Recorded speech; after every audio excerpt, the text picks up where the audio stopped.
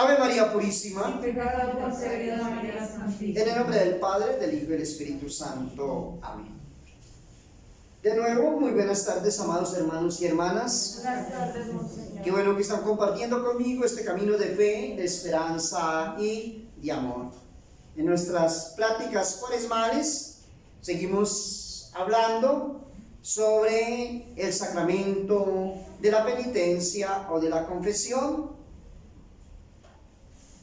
Hoy voy a hablarles sobre la institución divina de la confesión probada por la sagrada tradición. En el día de ayer les hablé sobre la institución divina de este santo sacramento probada por el Nuevo Testamento. Y terminé ayer la plática hablándoles sobre uno de los concilios que hablaba precisamente de este sacramento, el concilio de Letrán, y en ese momento reinaba el Papa Inocencio III. Vamos a ver entonces qué fue lo que pasó, porque muchos hermanos de otras iglesias separadas, o que nosotros llamamos hermanos protestantes, pues sostienen que la confesión se inventó en el siglo XIII, y que precisamente se lo inventaron allí en el concilio de Letrán, y se lo inventó el Papa Inocencio III, y nos vamos a dar cuenta que no fue así. Grande fue entonces en todos los tiempos la ingratitud de los hombres para con Dios, y cuando llegó el siglo XIII, muchos cristianos olvidando o descuidando el precepto divino de la confesión sacramental, apenas se confesaban mientras vivían, pasando toda su vida en pecado, y solo recurrían a la confesión en el artículo de la muerte. ¿Ustedes saben lo que es el artículo de la muerte? Antes de morir. Sí, exactamente. Ya a punto de morir, sentían que se iban a morir, entonces llamaban al sacerdote, pero por el temor de la muerte, el terror de la muerte, y no por amor a Dios o por haber ofendido a Dios, sino por el terror de las penas que los esperaban. ¿Dónde? En el infierno o en el purgatorio. Eso era lo que hacían en ese momento. ¿Eso qué quiere decir? Que hasta el siglo XIII la gente se confesaba, pero hubo un momento también de olvido del sacramento, y la gente vivía como sin ningún problema, es decir, en el sentido de que no les interesaba confesarse, vivían en un mundo para ellos fácil en su vida cristiana, sin comprometerse con el Señor en la confesión.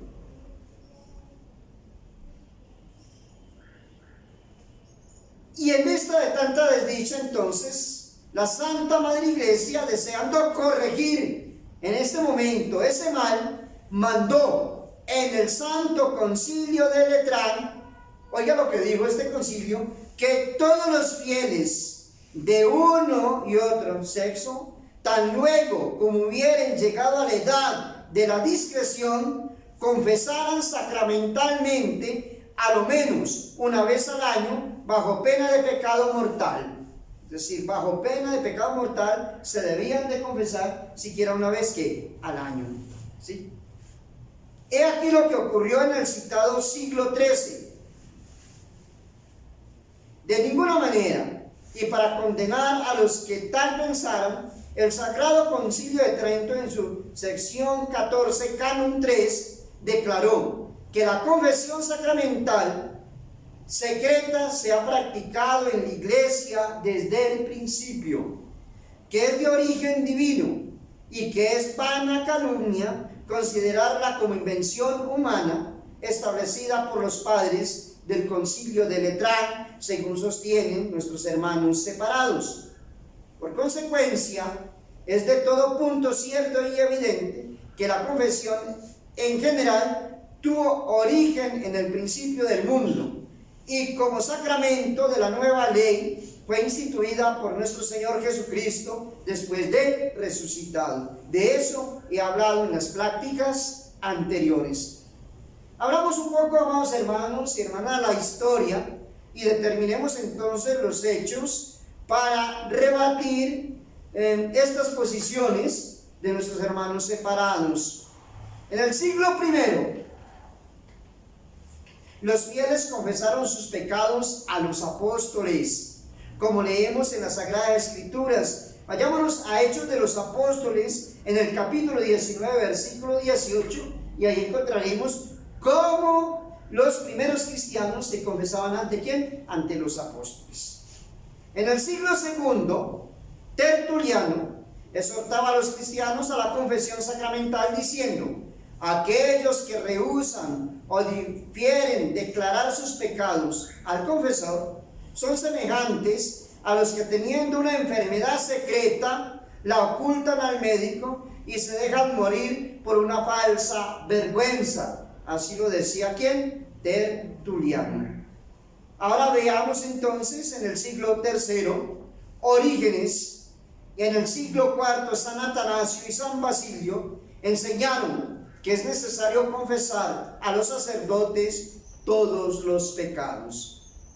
En el siglo V consta que San Ambrosio lloraba con los penitentes que se confesaban con él, mucho antes del siglo XIII. Y San Agustín decía: no basta confesar los pecados secretamente en presencia de Dios, sino que es preciso hacerlo con los sacerdotes, quienes recibieron de Jesucristo la potestad de atar y desatar. Lo dice San Agustín. Y lo mismo cabe decir de los demás siglos, pues sabemos que en el siglo VI San Eligio hizo confesión general de toda su vida. En el siglo VII San Ausberto, arzobispo de Rouen, era confesor del rey Thierry I, de un rey. En el siglo VIII, San Martín, obispo de Corcia, confesaba a Carlos Martel, y en el primer concilio de Alemania, en el año 742, fue mandado que para cada regimiento de soldados fuera elegido un confesor. En el siglo IX, Carlomagno tenía por confesor a Hildebrando, arzobispo de Colonia.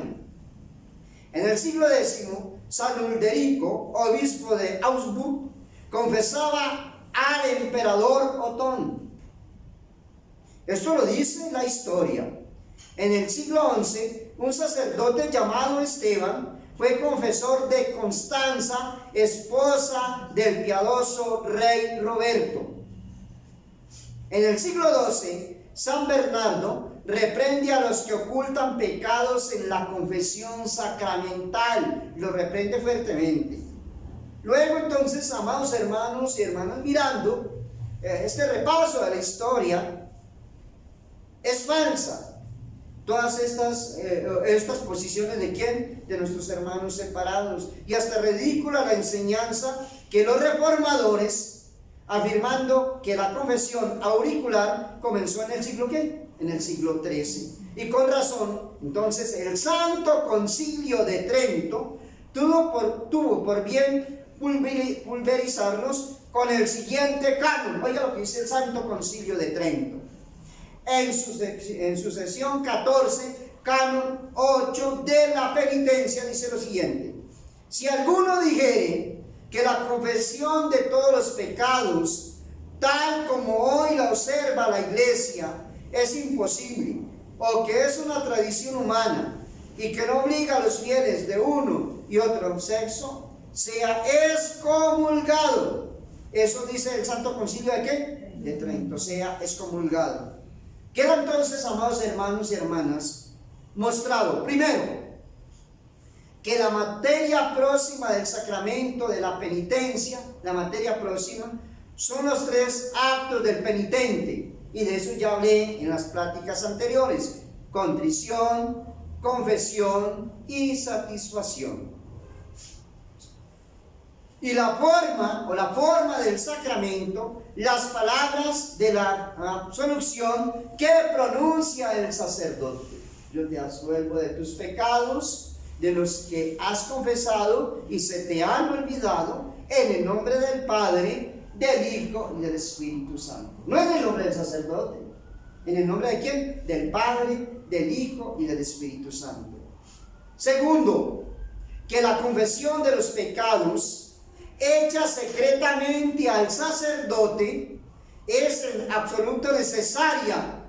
Es que necesaria para todos los fieles cristianos que hubieran tenido la desdicha de perder la gracia del bautismo. ¿Qué es lo que recibimos nosotros en el bautismo? Gracia santificante. 10 en religión. ¿Gracia qué? Santificante. Porque teniendo posibilidad de confesarse debidamente, nos salva la contrición sola, en la cual se incluye la confesión, a lo menos en voto. Tercero, que dicha confesión no es invención humana, sino de origen ¿qué? Divino. ¿Quién instituyó el sacramento de la penitencia? Nuestro Señor y Salvador Jesucristo. Comenzando en los tiempos apostólicos y continuando sin interrupción de siglo en siglo hasta nuestros días, y digo no solamente hasta nuestros días, hasta que Cristo vuelva nuevamente en poder y gloria a la tierra, lo que nosotros conocemos como la parucía o segunda venida del Señor. Cuarto, que todo cristiano debe estar muy agradecido al Señor por dádiva tan preciosa como ayuda a nuestra flaqueza, como fuente de misericordia y como medio único de obtener nuestra felicidad temporal y nuestra eterna salud. Bendito entonces sea el Señor por haber dejado en su iglesia sacramento tan consolador y tan maravilloso, que nos devuelve otra vez la gracia santificante. Cuando tú te acercas al confesionario a confesar tus pecados, de allí sales otra vez un hombre nuevo. Se acerca un hombre manchado por el pecado, y de allí sucio por el pecado, y de allí debe salir ¿qué? Un hombre lavado en las fuentes de la confesión, de la penitencia, un alma ya limpia. Eso es lo que hacemos nosotros. Si seguimos debidamente todos estos pasos que en estos días de estas prácticas pues les he enseñado. Lo primero, vuelvo y lo repito, y lo he repetido hasta el cansancio y hasta que termine estas prácticas sobre el sacramento de la penitencia, para que se nos quede grabado en la mente, en el corazón, ¿sí? Y entendamos bien esto. Lo primero es el examen de ¿qué? De conciencia. Hay que hacer un buen examen de conciencia. Los dos siguientes pasos son muy importantes, y digo yo importantísimos. El otro paso es el dolor de ¿qué? De nuestros pecados.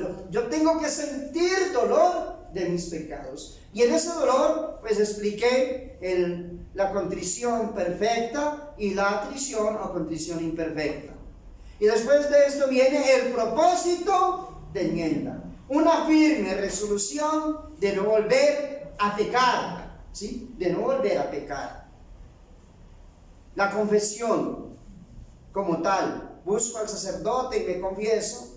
Y de la confesión viene la satisfacción de ¿qué? De obra, o cumplir la penitencia que me imponga el sacerdote. Que la Santísima Virgen María nos ayude en este caminar y en este peregrinar, mientras nos encontramos con el Señor allá en la eternidad, y que sea la Santísima Virgen María ayudándonos a amar profundamente este santo y bendito sacramento de nuestra salvación.